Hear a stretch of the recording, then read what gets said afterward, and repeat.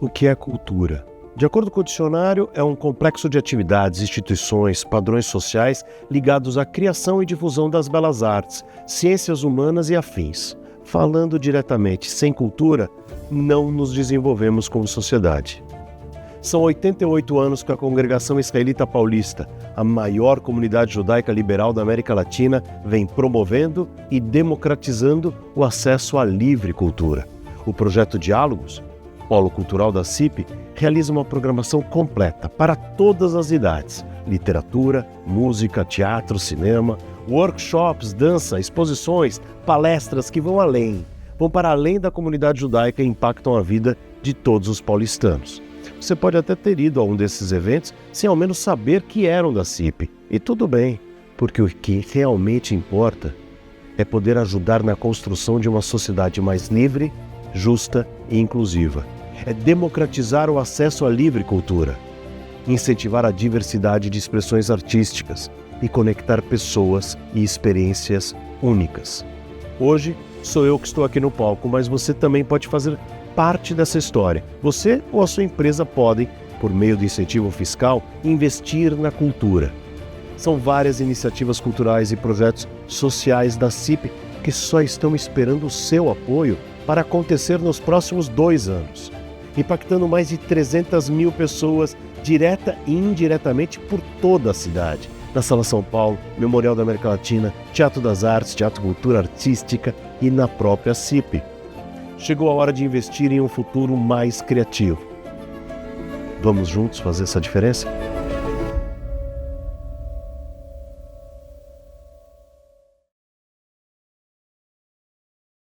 Boa noite. Bem-vindos a mais uma edição do Diálogos da CIP, ciclo de encontros que convida o público a refletir sobre temas relevantes e atuais. Este evento é apresentado pelo Ministério da Cultura através da Lei Rouanet, de incentivo à cultura, e pela Congregação Israelita Paulista, querida CIP. Conta com patrocínio de Itaú, Bemol, Rossetti, Banco Safra, Tricostil, Smart Storage e Aurora. Agradecemos Thaís e Thalita por tornarem esse evento mais acessível e toda a equipe da CIP e a todos que tornaram possível a realização desse evento. Você é a Thaís ou é a Thalita? Thalita, e a Thaís está sentada aqui. Obrigado por fazerem essa conversa acessível. Ao final da conversa abriremos para perguntas, pedimos que sejam curtas e objetivas para que possamos responder a todas. E hoje o tema é Terceira Guerra Mundial? Ponto de interrogação, desdobramentos geopolíticos dos conflitos atuais. E comigo o professor Reni Ozi-Coquier. Reni é cientista político, formou-se em filosofia e ciências políticas, é mestre em resolução de conflitos e paz internacional pela American University de Washington. Trabalhou no Conselho de Segurança da ONU e na Organização dos Estados Americanos, a OEA. Professor de Relações Internacionais, tem ajudado a popularizar o conhecimento da geopolítica através do seu canal no YouTube. Não somente no YouTube, mas no YouTube acho que é o canal mais forte de todos. Eu, por acaso, te acompanho no Instagram e aprendo sempre que eu vejo os teus posts. Reni, muito obrigado por aceitar esse convite. Mais uma vez, bater um papo comigo. A gente teve a oportunidade de ter outros papos no passado. E eu vou começar te perguntando como você se informa, como você se prepara para escrever os teus artigos e os teus posts e dar tuas aulas e as tuas palestras. Quais são as tuas fontes? Bom, primeiro, boa noite a todos. Prazer estar aqui com vocês. Obrigado pelo convite, Rabino. Feliz que deu certo, né? Você está tão poucos dias aqui. Desde que você está lá, a gente se fala às vezes, conversa. Rabino tem ficado sempre perto. Como eu me informo?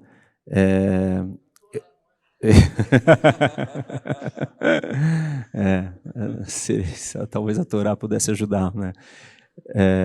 Olha, agora eu tirei 2 semanas, né? E aí as pessoas perguntaram: mas você foi de férias ou foi a trabalho? Eu falei, sei lá, acho que não existe férias. Pelo menos no meu trabalho não existe. Não tem um dia que eu não possa ler as notícias, ler os artigos, análises profundas do que está acontecendo e acompanhar todas essas coisas. E não é só ler as notícias diárias, mas é estudar novas teorias, novas teses, porque eu costumo explicar para as pessoas que tem uma diferença entre opinião e análise. Opinião todo mundo tem, só que você pode achar coisas sobre o espaço, sobre medicina, da sua cabeça. Análise é diferente. Análise requer embasamento histórico, teórico, dados. Então, não basta só ler as notícias. Você precisa estudar aqueles que pensaram hipóteses científicas que tentam explicar. Claro que dentro das ciências sociais, né, ou da política, as hipóteses científicas ou a ciência não é igual física ou química, mas ainda assim é ciência. Você tenta isolar variáveis, tenta juntar dados, fazer uma análise histórica do que aconteceu, ver se aquele exemplo para de pé. Então, assim, eu leio muitas fontes diferentes dos veículos normais e leio todas as fontes acadêmicas e think tanks e gente que fica o tempo inteiro tentando, né, aprofundar no que está acontecendo. Então, infelizmente, eu acho que a minha cabeça ela chega uma hora que ela começa a fundir já. Porque é muita informação, muita coisa acontecendo, você tem que processar muita coisa. Não é confortável, eu diria isso, mas eu gosto. Tem algum veículo especial que te instrumentaliza? Tem algum articulista em especial que você gosta, que você gostaria de citar? Para quem quiser aqui beber direto das tuas fontes. Olha, os veículos de verdade de notícias para mim são Wall Street Journal, Financial Times, New York Times. Assim, New York Times produz uma quantidade, mas eu acho que ele já deixa um pouco mais explícito, talvez um viés ideológico cada vez mais, mas você precisa dessas fontes. Tem as agências de notícia, Reuters e CNN também.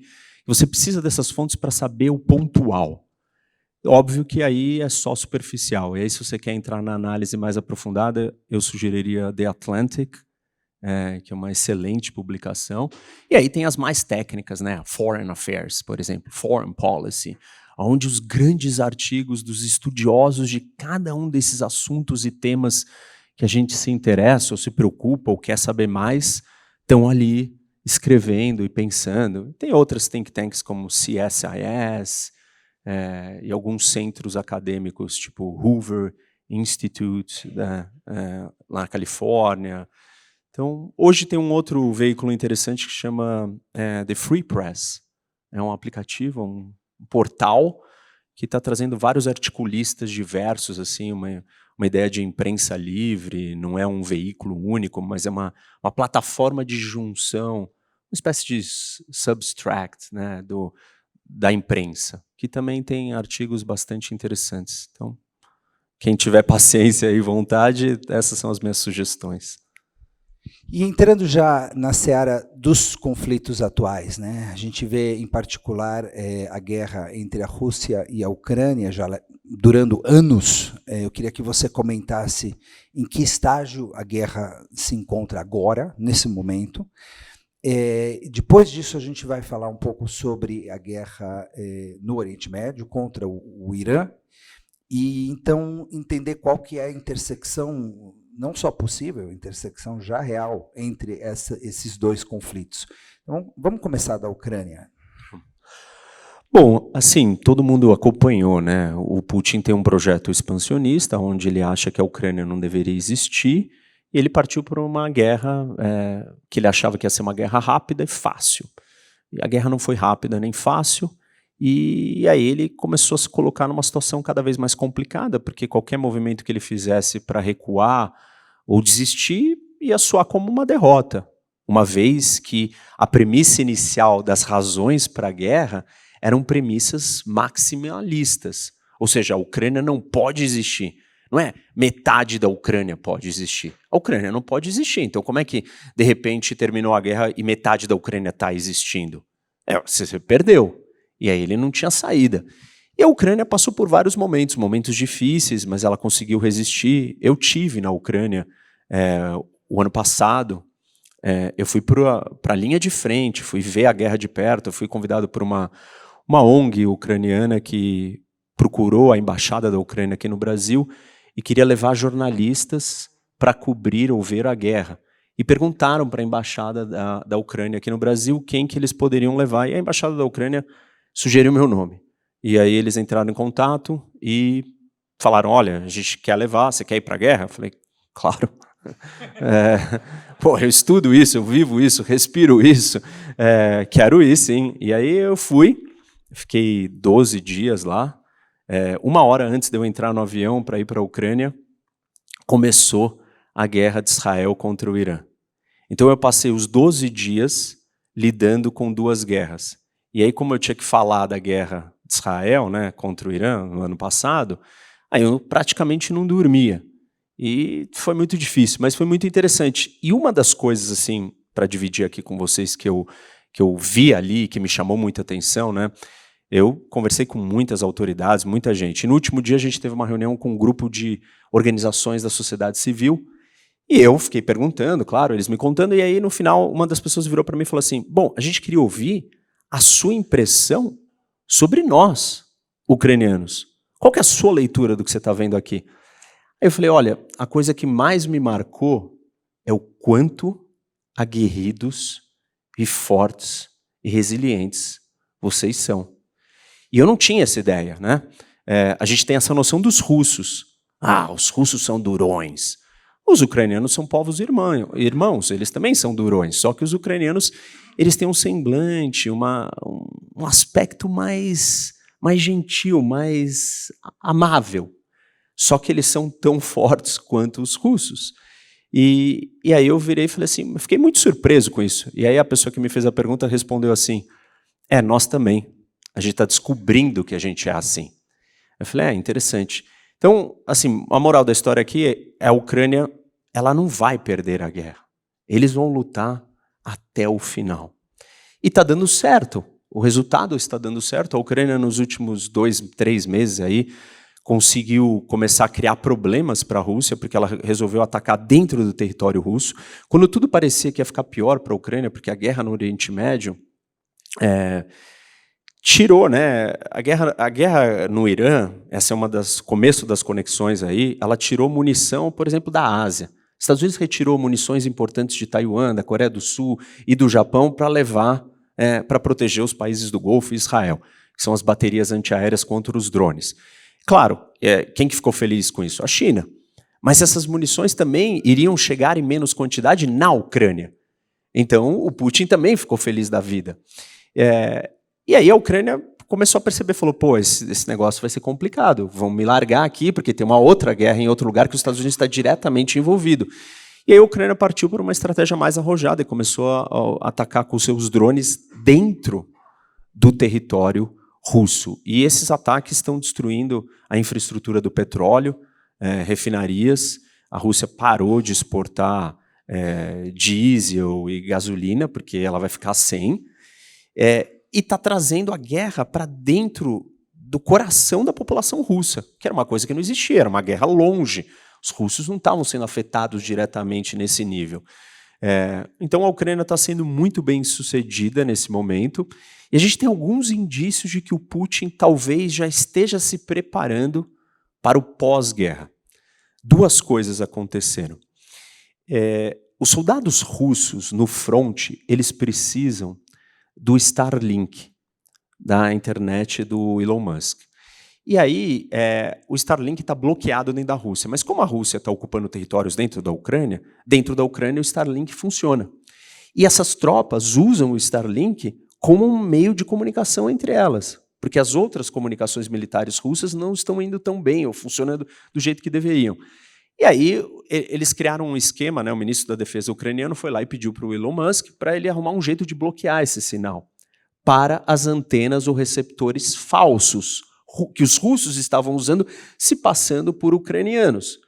Porque eles compravam como ucraniano o receptor, e como ele estava dentro da Ucrânia, então ele usava. E aí eles criaram um mecanismo lá que bloqueou o sinal, você tinha que se recadastrar. Você é ucraniano, você tem um Starlink, você tem que se recadastrar. E com isso bloqueou o sinal. A Rússia começou uma operação de ou chantagear familiares que têm os seus pessoas da sua família presas pelos russos, falar, ou você me dá um Starlink ou nós vamos matar a sua família. Ou tentar subornar e comprar isso. Enfim, isso foi uma grande perda para o Putin. E aí eles começaram então continuaram a usar as comunicações baseadas na rede social, me fugiu o nome, Oi? Telegram, isso. No Telegram. E o Telegram foi inventado por um russo, o russo fugiu da Rússia, está em Dubai, os russos já obrigaram ele a abrir todos os dados, ele não quis. E veja que curioso, o Putin, quando ele foi lançar a guerra, ele usou o Telegram como a plataforma para promover, divulgar, difundir e vender a guerra para os russos. E a guerra foi construída e os soldados russos todos usavam o Telegram no campo de batalha. E aí eles perderam o Starlink e aí o Putin foi lá e derrubou o Telegram. E aí todo mundo falou assim, pô, mas espera aí. O que ele quer fazer? Ele quer criar uma cópia do WeChat chinês, onde vai ser do Estado russo, para ele coordenar. Por que isso é relevante, gente? Vocês lembram do Prigozhin, do grupo Wagner, que tentou dar um golpe contra o Putin? Então, todos esses soldados que estão indo lutar lá na guerra na Ucrânia, eles estão criando uma rede de conexão e de comunicação em cima do Telegram. Eles vão voltar derrotados, insatisfeitos, empobrecidos, sem as promessas que o Putin ofereceu para eles. E aí, então, o Putin está com medo do que vai ser o pós-guerra. Ele derrubar o Telegram é um sinal de que ele talvez não esteja tão preocupado com o resultado da guerra, mas muito mais preocupado o que acontece com o pós-guerra, com esses veteranos voltando para a Rússia, insatisfeitos, conectados um com os outros. E esse é um sinal que assim, mostra um pouco da dificuldade que ele está. Não quer dizer que ele pode acabar com a guerra, porque acabar com a guerra, como eu disse para vocês no começo, é um sinal do quê? Que ele perdeu. Mas a guerra serviu outros propósitos para ele estender o Estado policial e o Estado de controle. A Rússia está muito mais próxima hoje de um Irã e de uma China do que ela era. Apesar de ser uma ditadura, ela não era tão controladora no nível desses dois. Hoje, por ser um país em guerra, a guerra justifica e dá munição para que ele, então, tenha um controle muito maior. E essa história aí do Telegram, para mim, é um sinal de que ele talvez esteja pensando no pós-guerra. Isso também não quer dizer que ele não possa partir por uma segunda guerra. Ah, mas aquela deu errado, então ele não vai fazer? Não, exatamente porque aquela deu errado, uma nova guerra cria novas justificativas para ele endurecer mais o controle e para ele, quem sabe, ganhar vantagens em lugares onde ele não conseguiu na Primeira Guerra. O que eu quero dizer com isso não é porque talvez ele possa ser derrotado na Ucrânia que está descartado a possibilidade dele invadir a Lituânia. Então as baterias antiaéreas foram deslocadas daquela região para o Oriente Médio. Então vamos a gente acompanhar as baterias antiaéreas e falar um pouquinho do conflito no Oriente Médio, o momento que ele se encontra agora. Eu li recentemente que os Estados Unidos estão com um acervo de munição baixo. Esse talvez teria sido um dos motivos para que os ataques parassem por um tempo, para que esse acervo pudesse ser reconstituído, porque teve aí uma sequência de 14 noites seguidas, foi uma atrás da outra com ataques, e de repente esses ataques acabaram. Diz o Trump que tem avanços importantes nas negociações, mas até agora a gente não viu nada acontecendo. Então, em que pé estamos? Olha, o Trump está cometendo um erro gigantesco. E o erro não é ter ido para a guerra contra o Irã. O erro é escolher ir para a guerra, que na minha visão é uma escolha acertada, só que quando você decide ir para a guerra, você está indo para a guerra. Você não vai para meia guerra. Ah, eu não quero ir para a guerra e não quero que morra nenhum soldado americano. Então você não vai para a guerra. E o Trump, o problema dos Estados Unidos hoje, essa questão da munição existe e é real. Mas o maior problema é a coragem política de enfrentar as perdas que a guerra precisa. Para vencer o Irã, precisa gastar muito mais dinheiro, morrer muito mais soldado americano e se preparar para problemas muito maiores. O Trump não tem estômago e vontade. Ele fez movimentos, desde que ele chegou no poder, acertados, porém diferentes de uma guerra contra o Irã. Capturar o Maduro na Venezuela é uma coisa ínfima perto de derrubar o regime iraniano. E deu certo na Venezuela, então ele achou que vai dar tudo certo. Ele, no meu entendimento, está acertado em ir lá e tentar mudar o regime na Venezuela. Está acertado em tentar mudar o regime no Irã. Mas você tem que fazer isso direito. E o problema do Trump é a forma que ele faz as coisas. A forma faz toda a diferença. Eu até consigo reconhecer a necessidade dos Estados Unidos ter a Groenlândia, mas não dizendo que você vai tomar ela à força dos seus aliados europeus. Virando para os europeus e falando para eles, a Rússia e a China vão tomar esse território e eu preciso desse lugar, eu preciso estar posicionado aqui. Se eu estiver posicionado na Groenlândia, eu assino uma defesa incondicional, irrestrita e eterna a vocês, Europa. A Europa vai virar e vai falar o quê? Tá bom, leva a Groenlândia. Então, o problema do Trump é a forma que ele faz as coisas. E na política e na geopolítica, a forma faz muita diferença. E aí, assim, ele está num lugar que é um beco sem saída. Ele se enfiou num atoleiro que não tem solução. Geopoliticamente falando, gente, só para vocês entenderem a gravidade do que isso significa, e eu estou falando isso faz meses. O fechamento do Estreito de Hormuz é uma facada no pilar fundamental de sustentação do poderio americano. Os Estados Unidos, geopoliticamente falando, é a maior potência do mundo porque ele é uma potência marítima. Ele controla os mares, a navegação internacional. Só existe comércio internacional, só existe globalização porque tem livre navegação, sem interrupção de rotas, sem fechamento de caminhos, sem cobranças de pedágios. E isso só acontece porque os Estados Unidos garantem a livre navegação do mundo. O comércio internacional e a globalização só aconteceram por causa da hegemonia americana do controle dos oceanos. Quando uma das rotas mais importantes de navegação do mundo é fechada por um país como o Irã, e os Estados Unidos não conseguem reabrir, os Estados Unidos estão mostrando para os seus rivais, Rússia, China, Irã, Coreia do Norte e para o resto do mundo, que os Estados Unidos não está mais sustentado em cima do controle, domínio e supremacia dos mares. E isso é muito grave. Felizmente tem uma coisa mágica aí que ninguém sabe explicar. Por que o preço do petróleo não explodiu? A China, desde que começou a guerra, decidiu que ela não vai mais comprar petróleo. Ela diminuiu em 60% as suas compras. Ninguém, eu não estou brincando, ninguém no mundo sabe explicar por que raios a China fez isso. É um dos maiores mistérios da atualidade hoje. O preço do petróleo não chegou a $200 o barril e a economia do mundo explodiu porque a China parou de comprar 60% do petróleo. E a China é o maior comprador do mundo.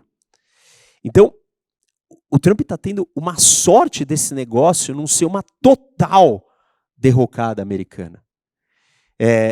Ele não mostra disposição para fazer o que precisa fazer. Precisa reabrir o estreito. Para reabrir o estreito, tem que derrubar o regime. Derrubar o regime a gente já sabe. Eu já sei que é um problema. Olha o que aconteceu no Iraque, na Líbia, no Afeganistão. Mas você começou e agora você mostrou para o mundo que um país como o Irã consegue fechar a rota mais importante de navegação da energia do mundo, onde 20% do petróleo do mundo passa. E os Estados Unidos não conseguem reabrir. Então, isso é uma vergonha, é uma coisa assim, é inaceitável, e as consequências disso nós não vimos ainda. As consequências é o sinal que você manda para os outros adversários. A guerra só vai ter solução se o Trump tiver estômago para finalizar o que ele começou. E assim, repito, eu acho que ele tinha que ter começado, mas tinha que ir até o final. Parte dos desdobramentos dessa história, que é um outro tema que eu acho que a gente tem que falar em algum momento, é a consequência do posicionamento americano anti-Israel por causa dessa guerra. Não que essa guerra é a causa, mas ela é um estopim ou um gatilho para esse problema chegar numa outra dimensão. A gente vai, obviamente, falar de Israel, e a gente vai chegar em Israel em um momento, mas eu ia voltar um pouquinho em algo que você falou, porque eu me preocupo com essa ideia dos Estados Unidos darem-se o direito de invadirem determinado país para promover uma mudança de regime, sem que isso seja um acerto coordenado com outros países, né? Será que não é uma instituição como a Organização das Nações Unidas ou algum outro organismo multilateral que deveria estar tomando uma decisão como essa, com a garantia que a gente tem que amanhã ou depois Trump vai querer tirar um desafeto dele do poder em qualquer outro país, até mesmo no Brasil, e usar a força para isso? O que dá essa legitimidade geopolítica aos Estados Unidos, e se isso não é perigoso e preocupante? Essa pergunta é muito importante, Rabino, e assim, ela está na essência do que é a geopolítica, né? Não existe, e o que eu vou falar é forte, não existe direito internacional de verdade. Existe uma ideia rudimentar, baseada em boa vontade, voluntarismo. O que é o direito internacional? Se o Irã quiser sair do Tratado de Não Proliferação, o tratado é uma pequena, mini constituição sobre um assunto do mundo. Se o Irã quiser sair do Tratado de Não Proliferação Nuclear, ele pode? Claro. O Brasil pode? Claro. Percebe? O direito internacional ele é voluntário. É mais ou menos assim. Hoje você estava atrasado e aí você furou o rodízio. Aí você vai tomar uma multa. Aí te pergunto, você quer tomar a multa hoje? Voluntário. Não, hoje não, porque eu estava atrasado. Não existe direito que funciona dessa forma, entendeu? A gente está vivendo 80 anos com a ideia de que esse direito funciona porque a gente teve 80 anos de paz no mundo. Conforme os atritos e as rivalidades aumentam, menos esses mecanismos voluntários param de pé. E não é por um acaso que antes de Segunda Guerra, depois de Primeira Guerra, que essas guerras mundiais ou globais acontecem com o fracasso desses mecanismos. E o que a gente está assistindo com o fracasso de ONU é só um reflexo desse fenômeno muito mais forte, intrínseco à Organização dos Estados, ao sistema internacional, que a ONU não apita, porque a ONU não é uma entidade independente e autônoma, ela é o conjunto de países.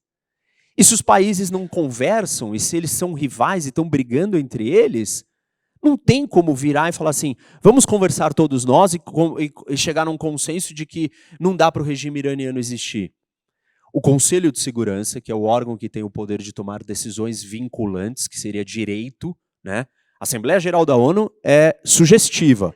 O que ela decide ali não é direito, não é vinculante, é apenas sugestão. Agora, o Conselho de Segurança, o que ele decide é sugestão. Vamos olhar para os membros do órgão que toma a decisão vinculante. São países com posições políticas. Uma das grandes crises do momento das democracias hoje é a politização do judiciário. Nos Estados Unidos, no Brasil. E aí todo mundo reclama. Judiciário não pode ser politizado, não é isso? Esse não é um problema? Por quê? Quando a justiça é politizada, o que acontece? Eu vou julgar de acordo com a minha política. Quem é meu amigo? Quem é meu aliado? Imaginem que o Conselho de Segurança, que é o representante maior vivo do tal do direito internacional, ele é composto só de políticos. Todas as decisões do Conselho de Segurança são decisões políticas. No momento que o mundo está dividido, tudo que for tentar ser votado contra os interesses da Rússia e da China será vetado. Tudo que for ser votado contra os interesses dos americanos, franceses ou ingleses será vetado. Então, a gente não tem, num momento de crise, de rivalidade extrema como o atual, o direito internacional ele vai perdendo toda a sua força. Ele já é um projeto idealizado, por essência, porque não tem enforcement, não tem polícia do mundo. Não tem direito que funciona sem a força da espada. E esse é um problema.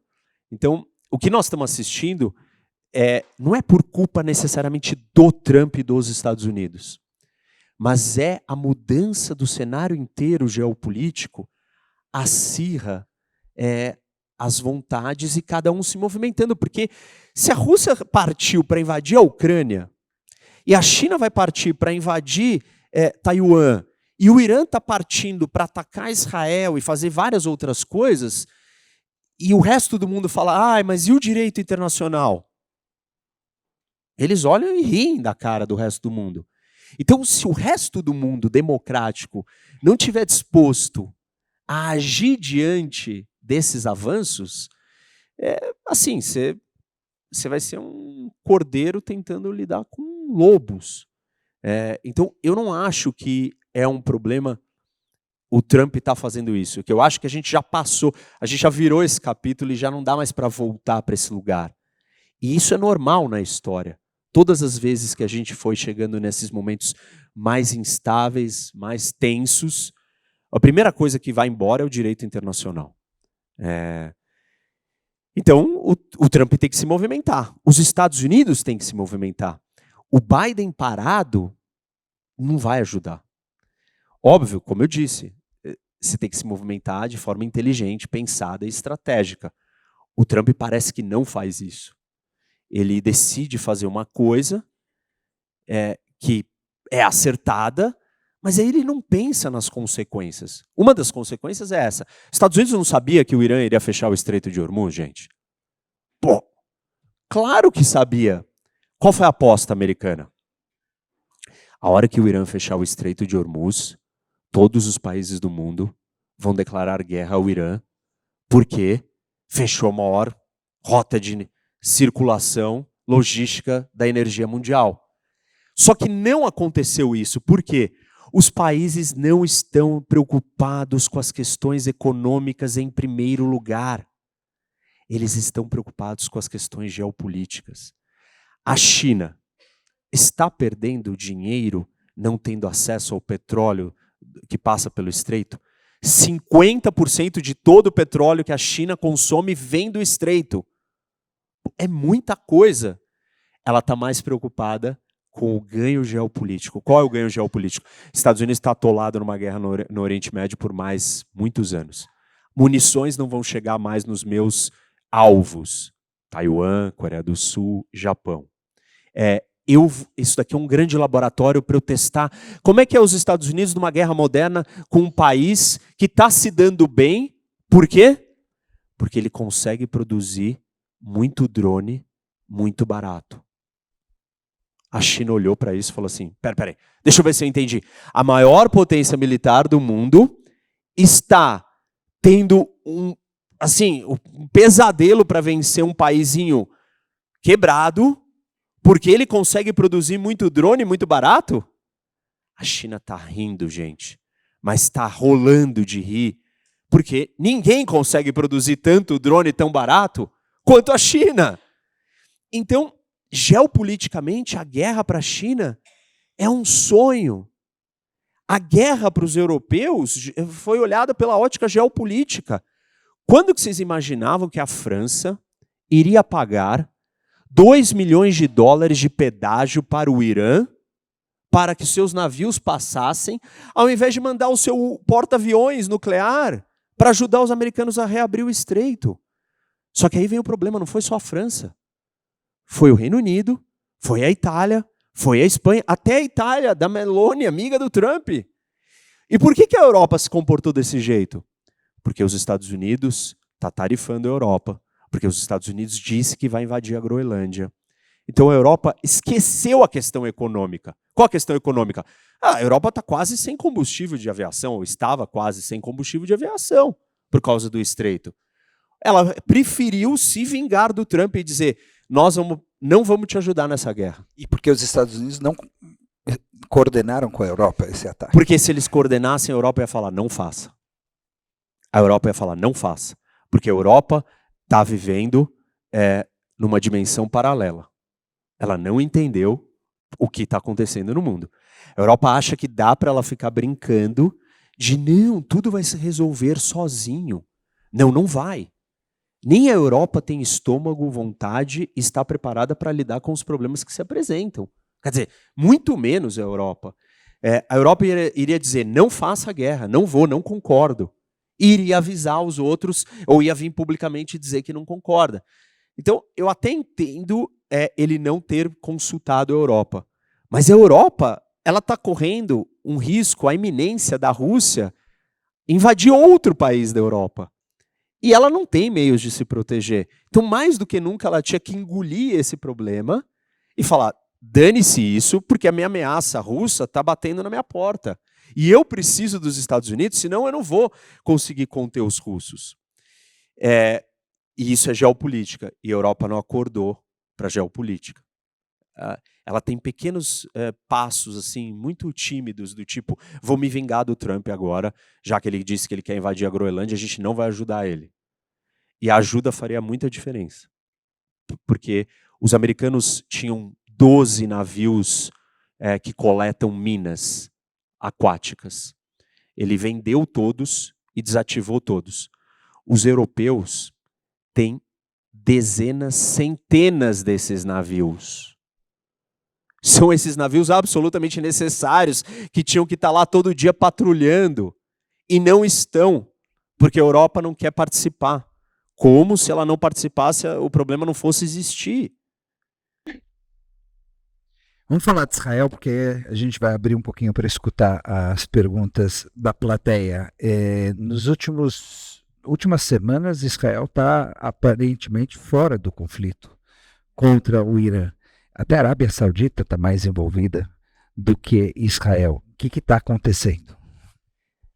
Isso tem a ver com aquilo que eu ia trazer, né?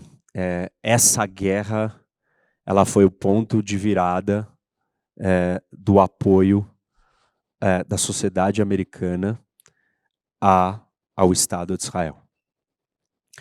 Esse movimento ele já vinha acontecendo, né, por causa da política identitária da esquerda, que resolveu abraçar o islamismo, e a gente assistiu isso com todas as letras, com toda a clareza, depois do ataque do 7 de outubro, como que a esquerda estava posicionada, né, o movimento woke e as ideologias mais radicais de esquerda estavam totalmente compradas na causa palestina. Só que a política identitária ela não existe só na esquerda, ela também existe na direita. E a direita identitária, ela está colocando para fora a sua essência agora. E a gente tem uma franja, o que era uma franja, e hoje já não é mais uma franja, dentro do movimento MAGA, que é o movimento do Trump, né? Make America Great Again, que era anti-Israel. Só que essa franja ganhou muito espaço. A gente estava conversando aqui, antes de começar com a Nira, no intervalo, sobre o efeito das redes sociais. E as redes sociais dessa direita identitária começaram a tomar conta da direita inteira. E essa direita identitária, que é representada por Tucker Carlson, Nikki Fuentes, Candace Owen, Steve Bannon e J.D. Vance. Essa direita, ela é totalmente antissemita. Totalmente. J.D. Vance, ele é um antissemita. Ponto. Indiscutível. É evidente, é claro. A última entrevista dele no Joe Rogan, que é o maior podcast do mundo, é assustadora. É só repetição de todas as teorias da conspiração antissemitas que a gente escuta há milênios. Todas. E ele, né, a partir das midterms, das eleições americanas agora do meio, o Trump é um lame duck, que é o termo usado para descrever um presidente que está no segundo mandato, que não pode mais se reeleger, que é o pato manco. Então ele não tem mais capital político. O capital vai começar a mudar para o próximo candidato republicano.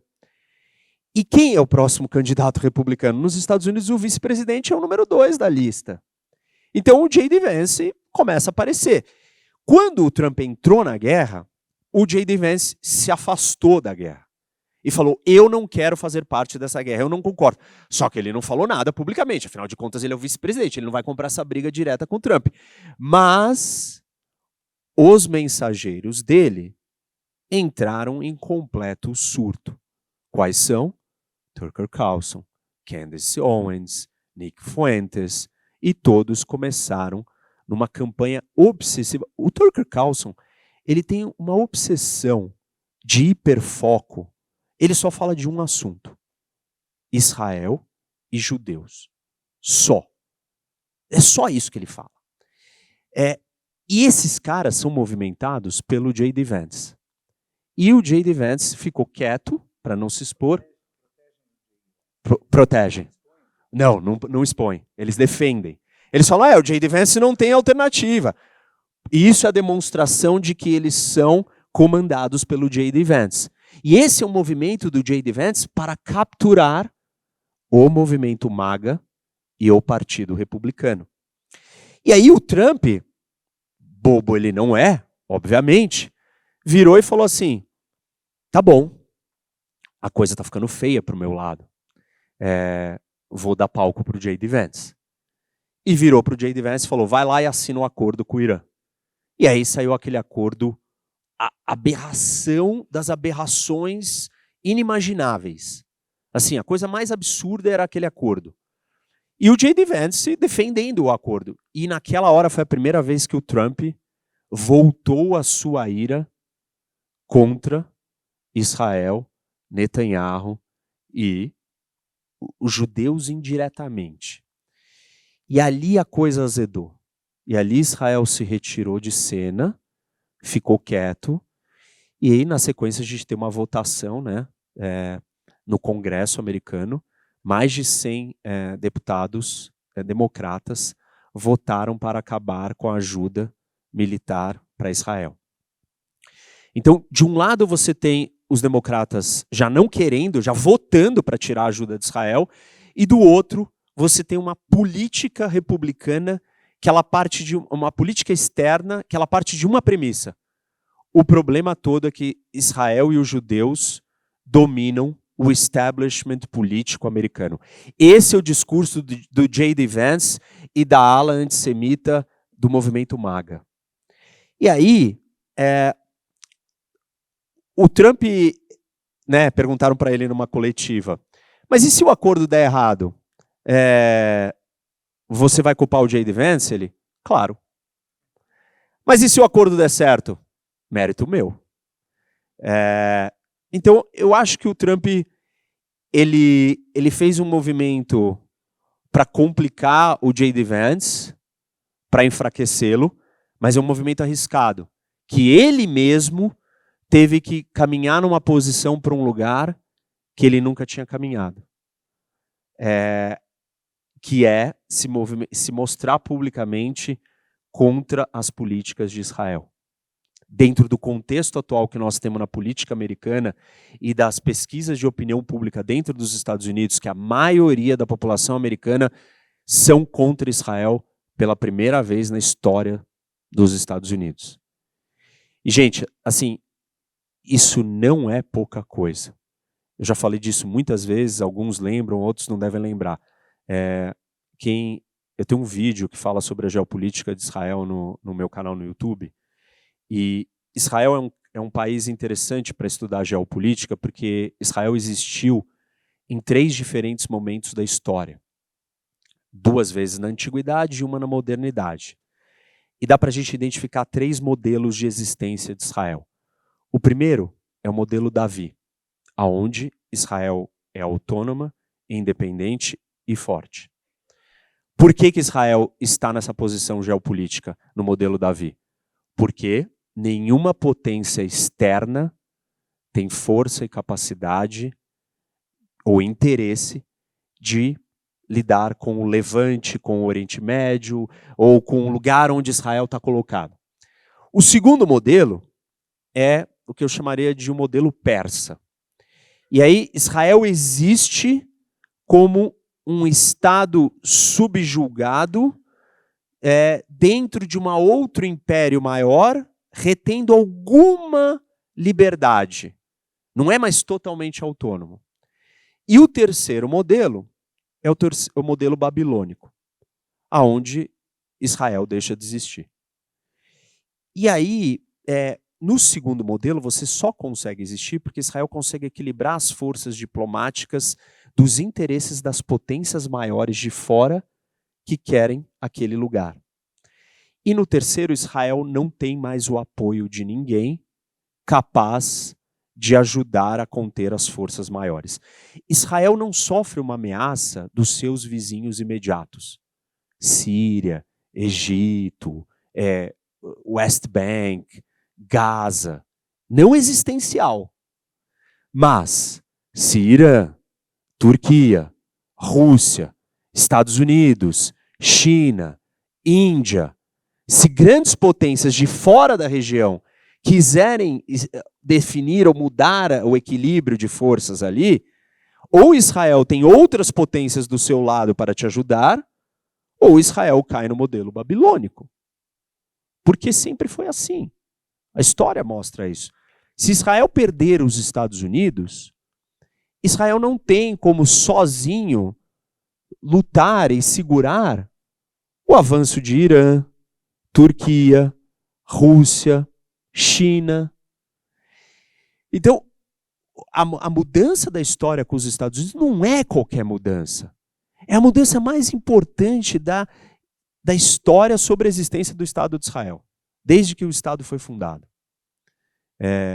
Isso é muito grave, muito sério. E, óbvio, né, resgata uma coisa que a gente está cansado de conhecer. O antissemitismo como ideologia política é uma ideologia de convergência entre direita e esquerda. É o único ponto de convergência que existe. Porque tanto a esquerda quanto a direita acabam encontrando esse lugar em comum do bode expiatório do antissemitismo. E se isso chegou nos Estados Unidos, minha gente, quer dizer que o resto do mundo é pior. Então, essa é a grande preocupação para Israel. Israel está quieta por isso. Israel não sabe o que fazer. Eu acho que a gente perdeu a batalha midiática e perdemos nos Estados Unidos. E o governo de Israel hoje talvez tenha que gastar mais energia, os serviços de inteligência israelenses deveriam gastar mais energia destruindo Tucker Carlson do que talvez assassinando líder iraniano. Porque isso é muito mais importante. Se não inverter essa tendência, essa enxurrada de discurso anti-Israel dentro dos Estados Unidos, os americanos no próximo governo vão votar todos para abandonar Israel. E ok, o Netanyahu já disse que Israel não pode precisar da ajuda americana e anunciou um plano para isso. Mas o plano é um plano de fases de 10 anos para não precisar de mais nenhum centavo e equipamento militar americano. 10 anos. 10 anos é muito tempo. Mas ele já sabe, ele já percebeu o que vai acontecer. Então, enfim, assim, para Israel e para nós, para mim, esse é o assunto mais grave, mais difícil de todos. É tão irônico que o Netanyahu ter conseguido arrastar o Trump para a guerra contra o Irã foi a maior vitória política da história da carreira do Netanyahu.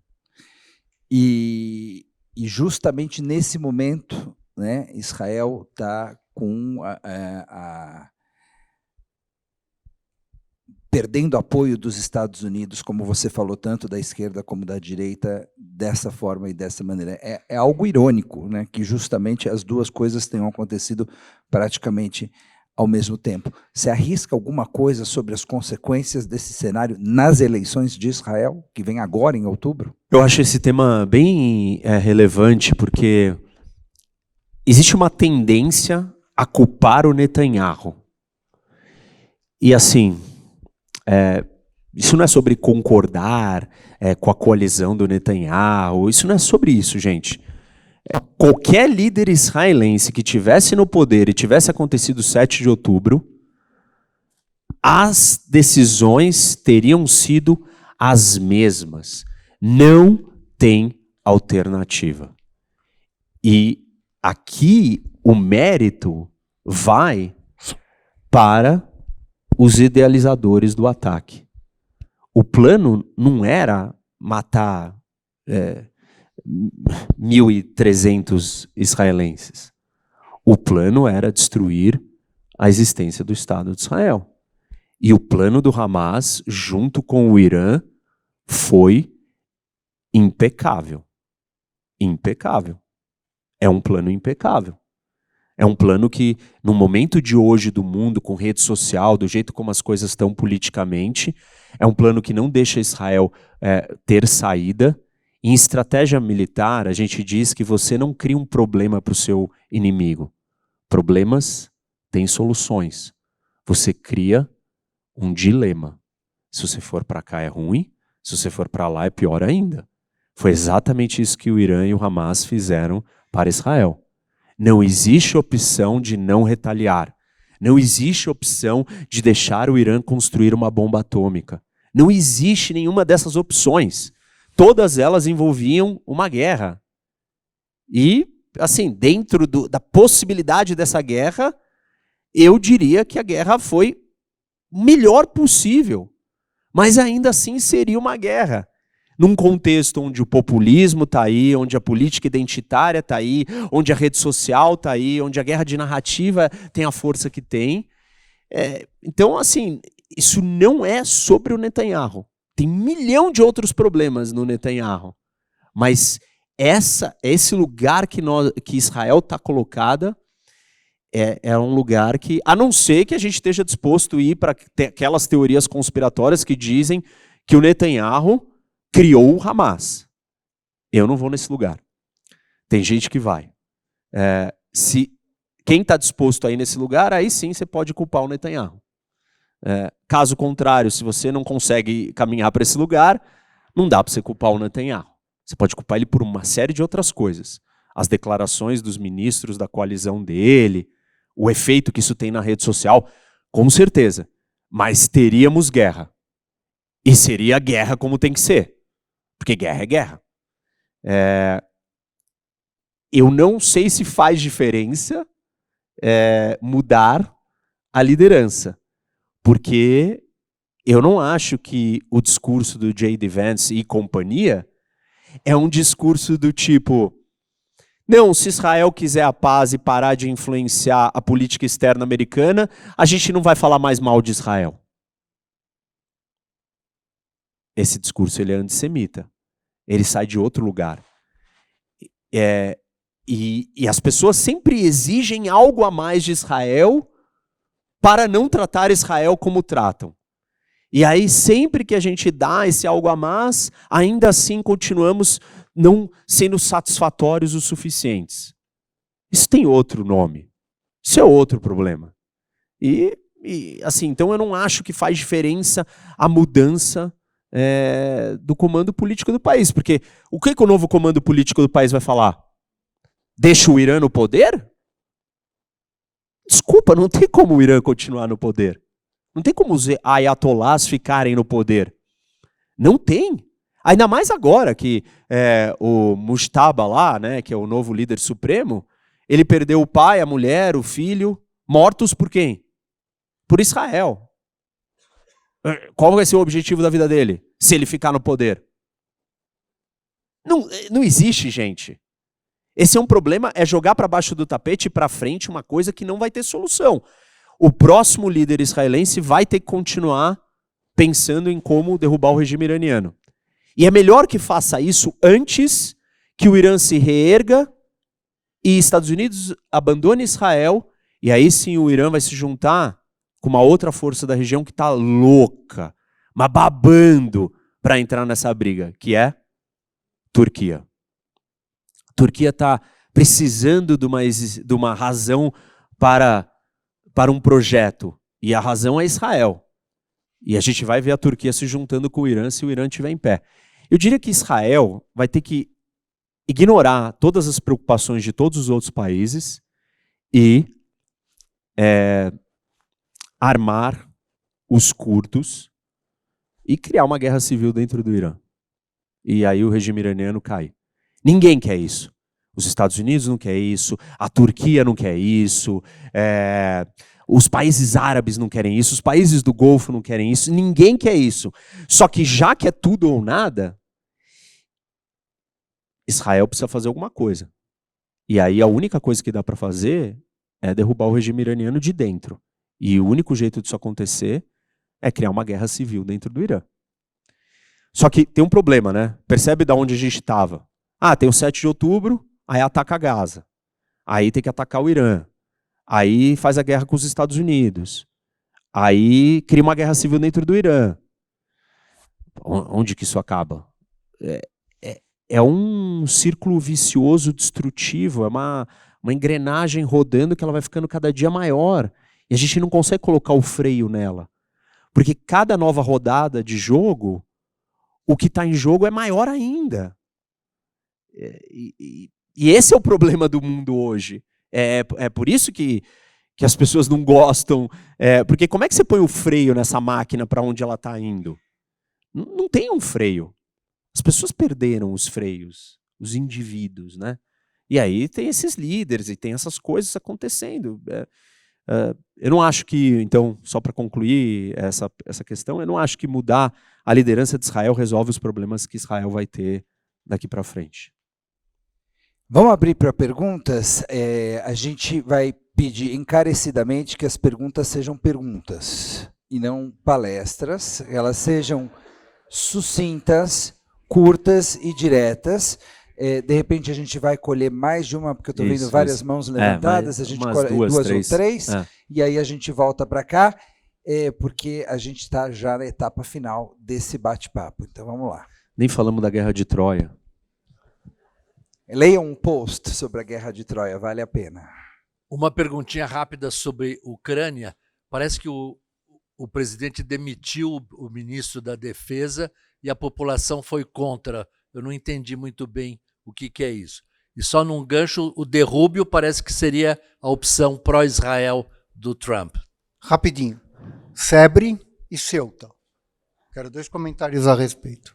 Eu queria saber se, independente do governo, seja republicano ou democrata, se Israel não tem um papel fundamental no Oriente Médio, né? Independente, como ponto militar, como ser a única democracia em meio, né? A importância de Israel para os Estados Unidos é por causa disso, da localização. Os Estados Unidos não sabem mais o que é ter aliado, não valoriza a aliança. Israel mostrou que é um aliado militar e participou dessa última guerra em condições iguais, com responsabilidades e papéis na guerra realmente que nenhum outro aliado americano nunca teve. Mostrou que é uma potência militar condizente a conduzir operações gigantes, com capacidade de entregar, com capacidade de correr risco, diferente dos europeus que quando ajudam lá da retaguarda, sem se arriscar. Israel foi lá, mais de 100 aviões participaram da operação inicial, tinha tarefas divididas militarmente, mas nada disso tem valor na política atual. Ao contrário, o problema e o discurso da esquerda e da direita, de uma parte da direita, é que Israel é um aliado que cria problema, que influencia demais. Então, qualquer outra coisa de benefício que tenha nessa aliança não está na pauta da política de hoje. infelizmente, essas coisas elas não têm mais os mesmos valores com o tipo de política que está instaurado ali. Bom, sobre o que está acontecendo, né? Marrocos, Espanha, assim, é um assunto antigo. A Europa está sofrendo essa invasão de imigrantes faz tempo. Isso mudou a identidade, o caráter, o DNA do continente. Os europeus estão insatisfeitos com isso, mas nenhum político que chegou lá está conseguindo criar alguma solução que resolva. Eu acho que vai fortalecer todos os partidos mais à direita agora. Isso vai ser bem importante. Eu acho que isso coloca em risco a existência da zona Schengen, né, ou do livre trânsito dentro da Europa, e, em última instância, enfraquece ainda mais a Europa.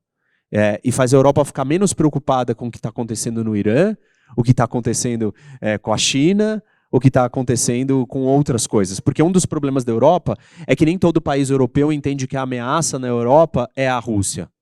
Vários deles acham que a maior ameaça são os imigrantes. Ou é o crime organizado. Ou sei lá, coisas diferentes. Afinal, tantos países juntos, isso vai aumentar a divisão da importância dos objetivos de segurança para a Europa. E isso favorece Putin, isso favorece uma série de outras coisas. Ele demitiu o ministro da Defesa porque estava na hora de trocar, ele queria trazer uma nova geração. Ele acha que uma etapa, um capítulo da guerra acabou, e o cara que estava servindo entregou muito bem, e agora ele precisa de gente jovem, gente que vai dar um outro segmento para o país, talvez com uma possibilidade de até um cessar-fogo mais permanente. A população reclamou quem ele escolheu, ele voltou atrás, voltou, e basicamente foi isso. O Rubio é a salvação dos Estados Unidos e do mundo, na minha concepção. Porque ele é um republicano tradicional. Ele é um resquício, ele é uma espécie em extinção que sobrou. Então, ele é um político tradicional. Ok, ele está no governo Trump, ele tem coisas que ele tem que fazer. E no começo ele nem fazia muito bem. Lembra ele dentro daquela reunião com o Zelensky na sala oval, o desconforto dele, ele afundando na poltrona com aquela situação. E ele não tinha ocupado o espaço ainda. Depois daquilo, e quem começa aquela discussão? Não sei se vocês lembram. Quem que começou aquela discussão? J.D. Vance. É sempre o J.D. Vance. E o Rubio não se impunha. Depois ele ganhou o ouvido do Trump e ele que começou a conduzir tudo. Só que aí a opinião pública americana, de uma guerra mal pensada, mal feita, num momento estranho, que ele achava que ia durar 2 semanas ou 2 meses, não resolvida, ele virou para o Rubio, não virou, mas falou, agora você senta no banco do passageiro, porque o Vance vai ter que dirigir. Porque o Vance tem um discurso contrário e a opinião pública está indo para o discurso do Vance. Todo mundo diz que vai ser um dos dois e que o Trump fica jogando um contra o outro. O ideal é que fosse o Rubio, mas o Vance não vai deixar. Eu queria que você terminasse a palestra com o tema da nossa diálogos, né? Afinal, você falou da parte geopolítica. Ele vai responder se a gente está indo para a Terceira Guerra Mundial ou não. Ele não, vai acabar com isso. Estamos ou está indo, mas os outros tá bom, beleza, ótimo, boa. Obrigado pela lembrança. A impressão que me deu de todo esse discurso que você fez, toda a sua fala, que é melhor para o mundo não ter Israel. É isso mesmo? O que veio primeiro, o ovo ou a galinha? Israel agradece ao Trump pela ajuda contra o Irã ou ao contrário? Estados Unidos agradece o Israel por ter aberto a porta para ele poder entrar. Os dois, tá entendendo? Não sei se você entendeu a questão. E o Zelensky foi uma surpresa? Eni, quero fazer 2 observações e uma pergunta. A primeira observação em relação a guerra da Ucrânia com Rússia.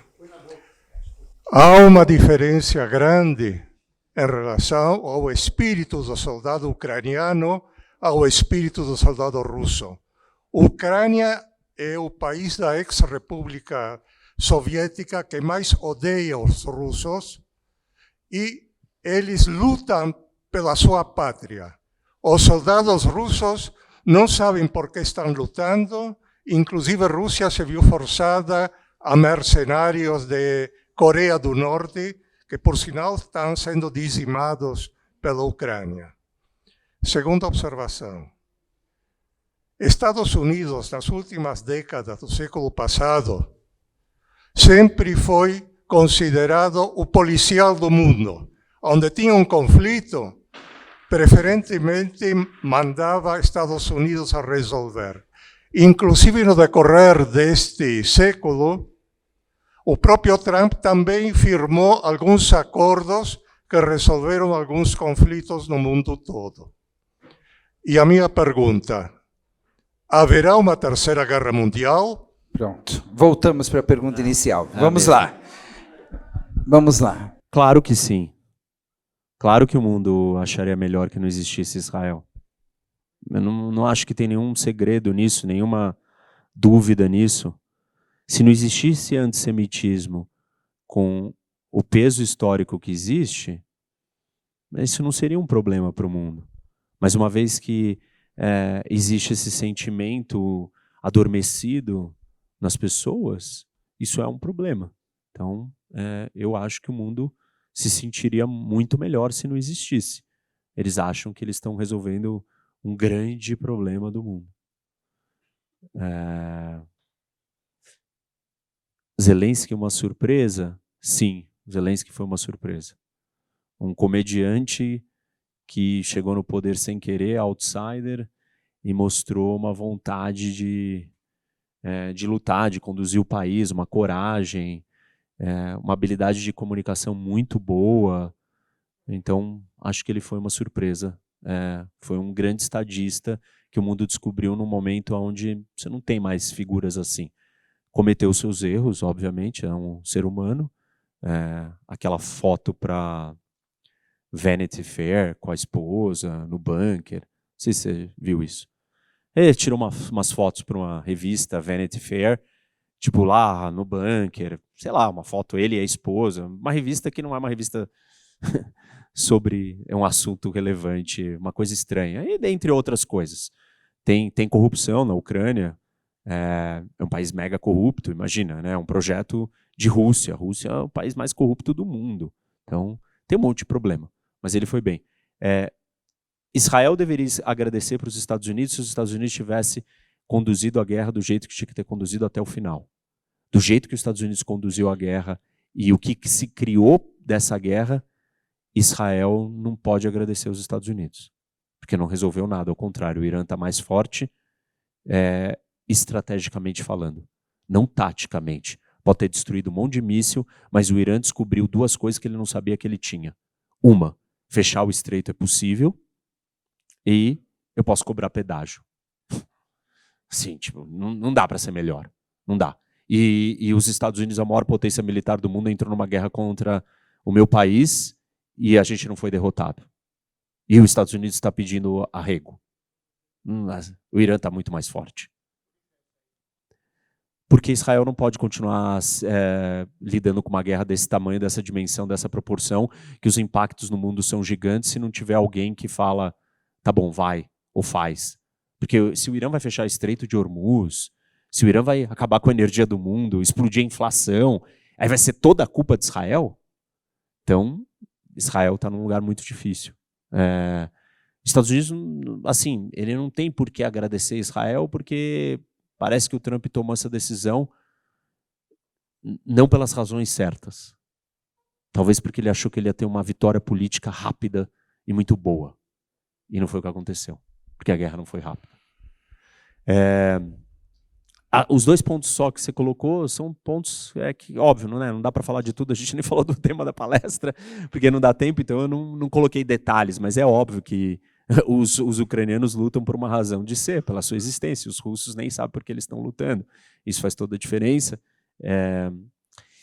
Sobre a Terceira Guerra Mundial, nenhuma guerra mundial começa mundial. Todas as guerras mundiais começam com guerras regionais, certo? Na Segunda Guerra Mundial, vou fazer uma analogia comparativa, nós tínhamos 3 conflitos no mundo, separados, isolados e regionais. Você tinha a Alemanha na Europa, com um projeto alemão. Você tinha a Itália no Mediterrâneo e na África, com um projeto italiano. E você tinha o Japão na Ásia, com um projeto ali na Ásia japonês. Esses 3 países tinham algumas coisas em comuns.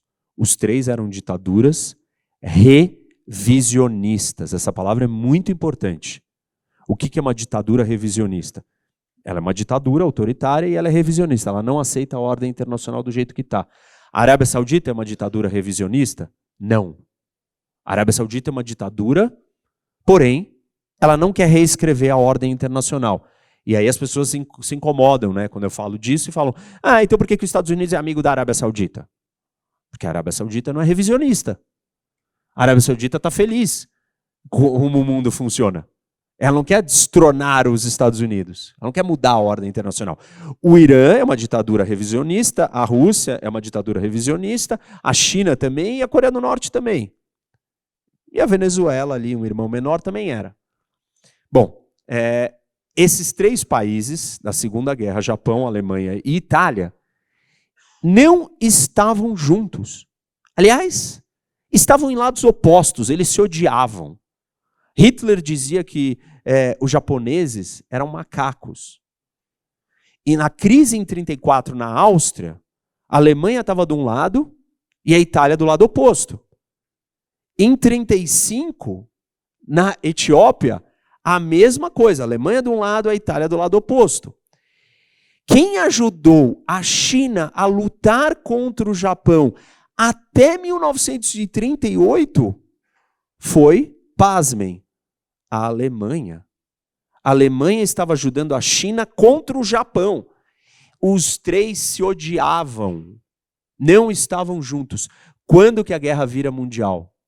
Quando o Japão ataca Pearl Harbor.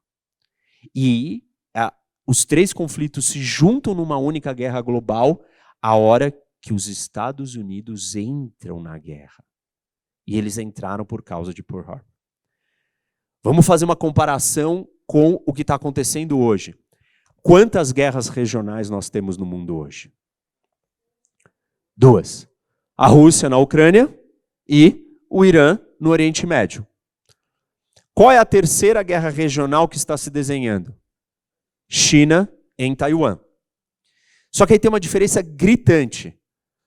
O que o eixo da Segunda Guerra Mundial, que eram esses 3, não estava unido até então, o eixo das ditaduras, que é como eu chamo esses 4 países hoje, Rússia, China, Irã e Coreia do Norte, estão unidos desde o começo. Quem que deu os drones Shaheds para a Rússia usar contra a Ucrânia? O Irã. Quem é que compra todo o petróleo sancionado iraniano? A China. Quem vende equipamentos eletrônicos e ajuda a Rússia a lavar o dinheiro das sanções financeiras? A China. Quem é que dá comida e energia para a Coreia do Norte? A China. Quem assinou um acordo de defesa mútua que se um dos 2 lados entrar em guerra, você vai lá e, pasmem, enviou soldados para lutar ao lado dos russos? Coreia do Norte e a Rússia. Só para vocês terem uma ideia do que isso significa. Talvez a última vez que a gente teve asiáticos lutando dentro da Europa para conquistar um território foi na época do Gengis Khan. E hoje nós temos soldados norte-coreanos lutando ao lado dos russos contra a Ucrânia. Vejam, olha o nível de interconexão desses 4.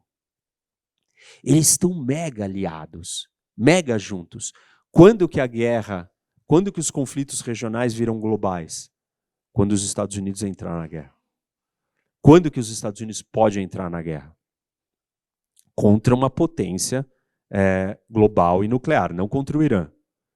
Ou seja, os Estados Unidos têm que entrar numa guerra que seja direta contra a Rússia ou direta contra a China. O mais provável é que seja contra a China. Só que hoje eu acho que os Estados Unidos vai entregar Taiwan para a China. Os Estados Unidos não têm estômago, coragem, disposição, munição e meios de vencer a China numa guerra do outro lado do mundo.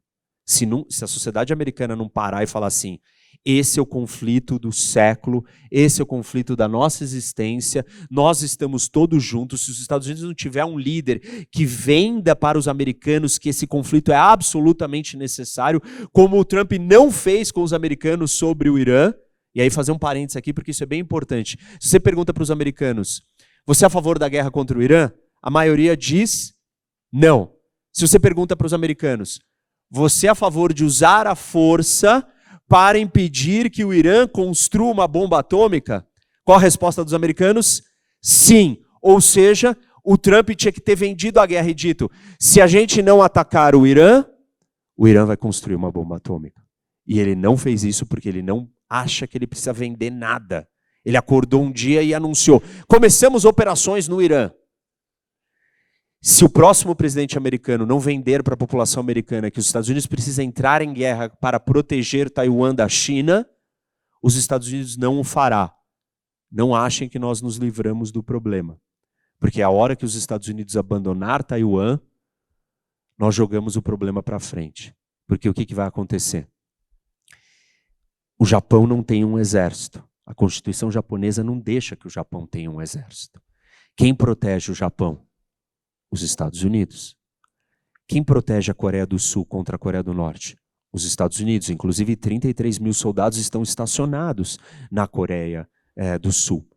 Imaginem o dia que os Estados Unidos abandonarem, e tem uma lei nos Estados Unidos que diz que ele não pode abandonar Taiwan. Imagina o dia que os Estados Unidos abandonar Taiwan. O que o Japão vai fazer, gente? Vai mudar a Constituição e construir uma bomba atômica em 3 meses. Quando o Japão construir uma bomba atômica, o que a Coreia do Sul vai fazer? Os Estados Unidos abandonou a Taiwan, o Japão construiu a bomba atômica e mudou a Constituição. O meu vizinho e meu inimigo é a Coreia do Norte, que tem bomba atômica. A Coreia do Sul vai construir uma bomba atômica. E aí a Polônia, que hoje, todo dia, já fala que tem que ter uma bomba atômica, ela vai falar, eu tenho certeza que eu preciso ter uma bomba atômica. E a Alemanha vai falar, mas peraí, o Japão, a Coreia do Sul, a Polônia, a França, a Inglaterra tem bomba atômica, a Rússia, eu não vou ter bomba atômica, a Alemanha vai construir uma bomba atômica. E aí, você não vai poder falar para o Irã, não dá para ter bomba atômica. E aí o Brasil vai estar discutindo se a gente tem que ter ou não uma bomba atômica. Então, percebam que essas coisas elas não são simples, do tipo, deixa os Estados Unidos abandonar Taiwan para a gente não ter a Terceira Guerra Mundial. A gente não vai fugir desse desdobramento se os Estados Unidos abandonarem Taiwan. A gente vai acelerar um barril de pólvora muito maior, muito mais instável. Nós vamos ter um mundo com 30 países com bomba atômica. E aí nós não estamos mais longe da Terceira Guerra Mundial. Nós só atrasamos um pouco. A minha previsão foi, e continua sendo, nós só não teremos Terceira Guerra Mundial se a humanidade colapsar antes por causa da inteligência artificial, a criação de uma superinteligência, uma nova pandemia destrutiva, a chegada de aliens na Terra, ou alguma catástrofe ambiental gigantesca. Se não acontecer nada disso, antes, nós teremos Terceira Guerra Mundial. Porque a história da humanidade é uma história de guerras. E nada mudou para a gente não ir para esse lugar. Ao contrário, todos os indicativos estão colocados em potências muito maiores do que a gente viu ao longo do tempo.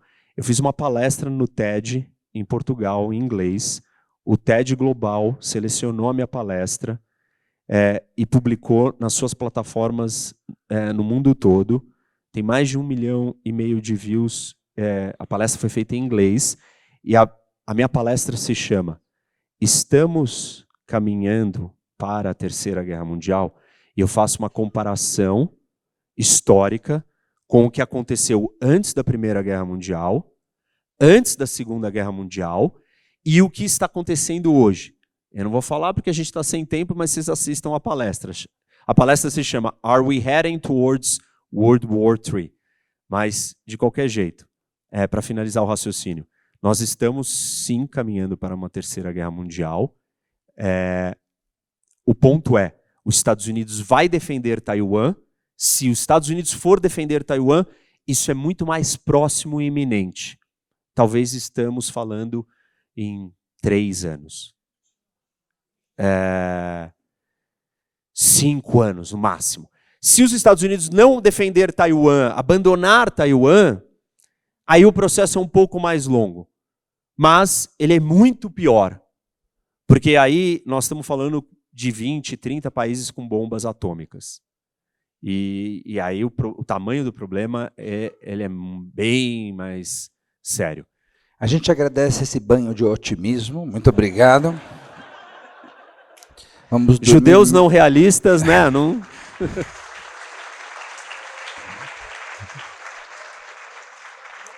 Vamos dormir maravilhosamente bem essa noite, depois de tomar remédio.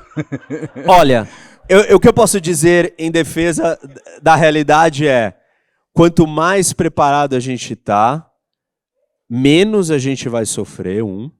2, melhor a gente vai viver sabendo o que está acontecendo no mundo. Aqui no Brasil, eu dei uma palestra na Hebraica sobre esse tema, né, a geopolítica da IA. E aqui no Brasil existe uma resistência absurda em discutir os riscos da inteligência artificial. Porque é de uma alienação, porque eu entendo, é uma coisa muito séria e que nenhum de nós tem nenhum poder sobre isso. Gera ansiedade. Isso, muita ansiedade. Só que quem tiver preparado, entendendo que essa realidade pode existir, se ela acontecer, eu garanto para vocês, vocês não vão surtar, entrar em colapso psicológico. Não vão. Vocês vão falar, eu estava conversando com esse assunto há um bom tempo. E beleza, o que eu tenho que fazer para viver nessa realidade e sobreviver?